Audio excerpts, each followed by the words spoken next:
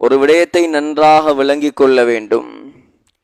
எந்த ஒரு இமாமும், அது இமாம் ஷாஃபியாக இருக்கலாம், அபு ஹனீஃபாவாக இருக்கலாம், மாலிக்காக இருக்கலாம், அஹ்மதாக இருக்கலாம், இப்பொழுது கட்சிகள் எல்லாம் அமைத்து எங்கட கட்சியில வாங்க, எங்களுக்கு பின்னால வாங்க என்று அழைப்புகள் விடுக்கிற மாதிரி பேனர் அடிச்சு கட்சி உருவாக்கி எங்களை பின்பற்றுங்கள், எங்களுக்கு பின்னால் வாங்கள், நாங்க சொல்றதுதான் சரி என்பதாக எந்த மதுஹபினுடைய இமாமும் இந்த உலகத்தில் வாதிட்டதாக வரலாற்றில் எந்த ஒரு இடத்திலும் காண முடியாது. அந்த மக்களுக்கு அல்லாஹு தஆலா கொடுத்த பேணுதல், பக்குவம், இரையச்சம், அல்லாஹுடன் இருந்த தொடர்பு, அவர்களுக்கு கொடுக்கப்பட்ட தனிப்பட்ட அறிவு, குர்ஆனை ஹதீஸை ஆராய்ச்சி செய்து சட்டத்தை அவர்கள் வெளியாக்கிய அந்த அற்புதமான திறமையை கண்டு கோடிக்கணக்கான மக்கள் அவர்களை பின்பற்ற ஆரம்பித்தார்கள்.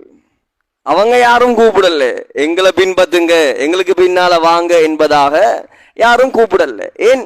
ஷரியத் என்பது அது அல்லாஹு தஆலாவுடைய மார்க்கம், அது அல்லாஹுடைய ஷரியத், நூர். அதை லேசாக எல்லாருக்கும் விளங்க இயலாது. நாங்க நேரத்தோடைய பார்த்த மாதிரி சஹாபாக்கள்லேயே 141 சஹாபாக்கள் தான் ஃபத்வா கொடுத்திருக்கிறார்கள்.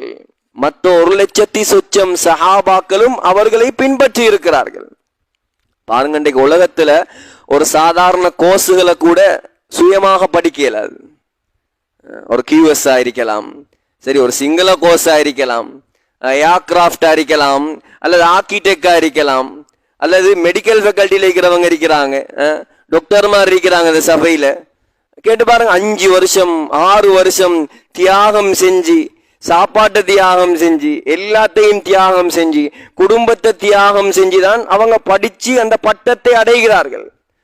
துனியாவுடைய இந்த கல்விகளுக்கு இவ்வளவு சிரமம் எடுக்காமல் அது கிடைக்காது. அப்படி இருக்கும்போது அல்லாஹுடைய குர்ஆன் ஹதீஸ்ங்கிறது சாதாரண ஒரு அமலா, சாதாரண ஒரு இல்மா? அல்லாஹ் தஆலா குர்ஆன்ல சொல்றானே, லவ் அன்ஸல்னா ஹாதல் குர்ஆன் அலா ஜபலில் லரைதஹு காஷிஅன் முத்தஸத்திஅன் மின் கஷ்யத்தில்லாஹ். நபியே, இந்த குர்ஆனை நாங்கள் இந்த உலகத்தில் உள்ள எல்லா மலைகளையும் ஒன்று சேர்த்து அதன் மீது இறக்கி வைத்திருந்தால் அந்த மலைகள் எல்லாம் வெடித்து சிதறி போயிருக்கும். அல்லாஹ் சொல்றான் குர்ஆன்ல. அப்படியான குர்ஆன் தன்னிகரற்றது, கலாமுல்லா, ஹதீஸ் முஹம்மது ரசூலுல்லாஹ், மலைகள் சுமக்க மறுத்த அந்த குர்ஆனை அல்லாஹ் எந்த நபியினுடைய கல்பில் இறக்கி வைத்தானோ அந்த நபியால் சொல்லப்பட்டதுதான் ஹதீஸ். அதை விளங்குறதுக்கு, அதை படிக்கிறதுக்கு காலம் கொடுக்க தேவையில்லையா? முயற்சி எடுக்க தேவையில்லையா? அதுக்கு தனிப்பட்ட அறிவு, ஆற்றல் தேவையில்லையா?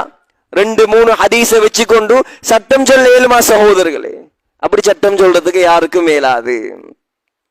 இன்னைக்கு சாதாரணமாக சிலர்கள் இமாம்களை குறை கூறுகிறார்கள். அல்லாஹு தஆலா அவர்களுக்கு கொடுத்த சிறப்பு, அவர்களுக்கு கொடுத்த பேணுதல், பக்குவம்.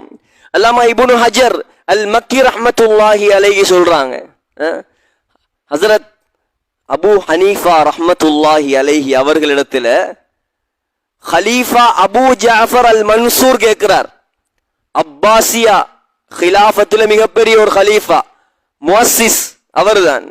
கேட்கிறார், நீங்க யாரிடத்துல மார்க்க அறிவை கற்றீர்கள்?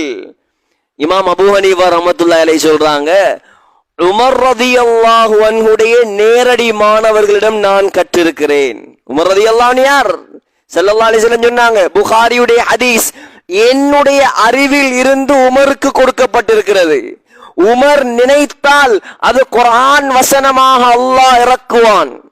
அப்படியான உமருடைய ரலியல்லாஹு அன்ஹு நேரடி மாணவர்களிடமிருந்து நான் படித்திருக்கிறேன். அது மாத்திரமல்ல, அலி ரலியல்லாஹு அன்ஹுடைய நேரடி மாணவர்களிடம் நான் படித்திருக்கிறேன். அலி ரலியல்லாஹு அன்ஹு யார்? அன மதீனத்துல் இல்ம் வ அலியுன் பாபுஹா.